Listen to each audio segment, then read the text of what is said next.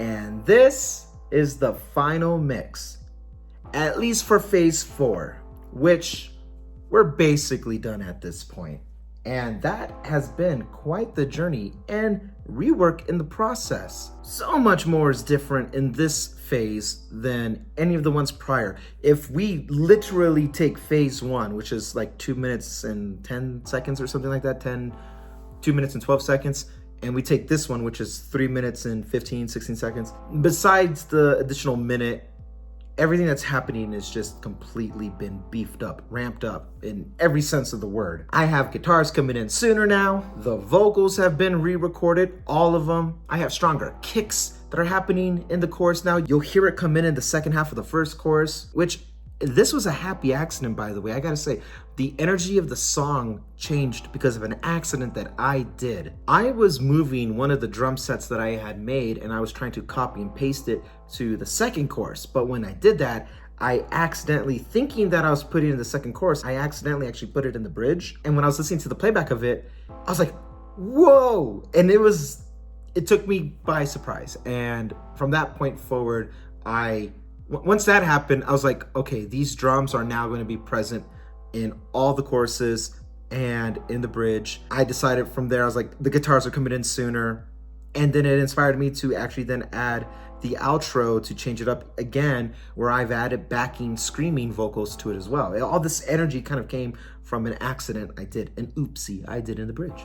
So, okay, let's recap all the changes, at least in this phase. Stronger drums come in the second half of the first chorus. Guitars come in the second chorus. All the vocals have been re-recorded to match everything. It's cleaner. It's presented more confidently now. I adjusted the mix of the guitar, so now it's really popping in the song. I really liked what was going on, so now the guitars are like almost front and center next to the drum set and the vocals. I had it screaming in the final chorus, but interestingly enough, it was actually presented, and I mixed it in a way that it's not that you get presented with the screams, more as like I'm using it as an effect to do the same glitching I did when the last chorus comes in. It glitches right at the drop and it glitches right at the end of the song as well. I liked what was happening there. I changed the lyrics again. I realized that I wasn't liking the phrasing of grip and deeper. So I like little lyrics here and there, and I will do that a lot. There's a lot of versions of actually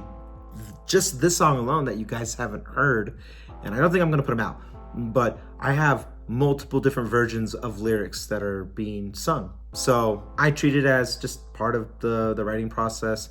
I ended up changing the chorus a little bit there, but now it also, I feel like I can sing certain parts better in that way too. The message, it's all about the messaging, right? And I feel like the messaging now is more cohesive. The verses go with the chorus, everything comes full circle with the bridge, and then the last chorus. I actually want to talk about the lyrical arrangement, the vocal arrangement and everything for a second. I didn't do it in the last part because I wasn't sure what was going to stay and what was going to go.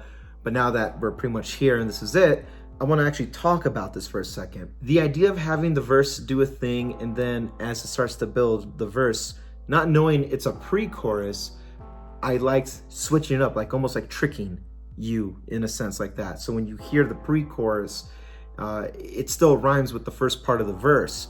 So anything that rhymes with the O's that I had. So this is where we go. Cage is now my home. They've come to sell my soul. Like, I like the idea that like, oh, the verse is still going, but then it goes into the chorus. And so that rhyming scheme was actually like a trick. It was a mix-up. And what I like about that is that in the second verse, I have a whole different rhyming scheme that's happening from just waiting to be found, and I still won't back down. And then the pre-chorus happens again, and it says, they've come to make me whole, which doesn't rhyme, but it does rhyme with the first pre-chorus, which also rhymes with the first verse. And then the bridge is the pre-chorus again, but now sung with a different lyric, they've come to take me home. So the bridge has its own pre-chorus. They've come to take me home, they've come to make me whole, they've come to sell my soul. All those things were intentional. I wanted the hook to be the bridge. Yes, the chorus has that energy that should be a bit catchy as well because it's repeating, but I was looking for two hooks to stand out throughout the whole song. The pre-chorus keeps coming back in a different variation of the lyric, and the drums, that plat plat that happens at the very beginning of the song, it is sprinkled out. You hear it 1, 2, 3, 4 more times. You get it 4 more times. So those little repetitions is meant to be like the hook. You're supposed to have a sense of familiarity from it. And I like that it's not just the chorus. It is everything else surrounding the chorus. I actually do it with the piano. The chords do change, but the piano is the same as well because that's your sense of familiarity. Overall, I got really technical at this point of the phase and this stage of the game. I wanted to make sure everything was right. So I remixed each track, so the pianos had a little bit more adjustments happening in different sections of the song. So does the vocals, so does the drums, so does everything. And yeah, a very high energy song now. I didn't actually think I was gonna go that direction, to be honest with you. This was news to me as well as I was recording it. I was like, oh, it became just more high energy. And I'm not mad. I don't hate it. It fits my style. The very last thing I did was add screams to it, and I was not certain I wanted to keep them in. And even then, I actually have screams in different parts of the song that I ended up just scrapping because it felt forced. So it felt most appropriate at the end, mainly because the screams are treated as an effect. It's like, it's glitchy. So I liked what was happening there. What did we learn here? Nothing's linear. Things will constantly change.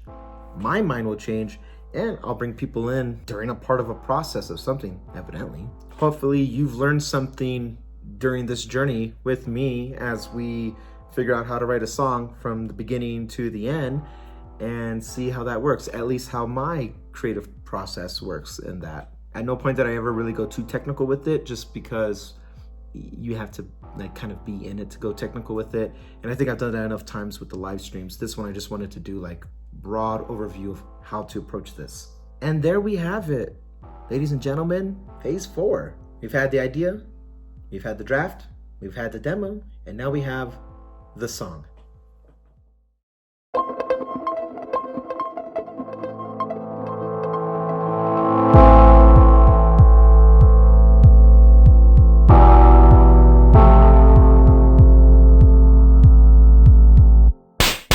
Lockdown, not holding back. This is where we go. Fortress built up so high. This cave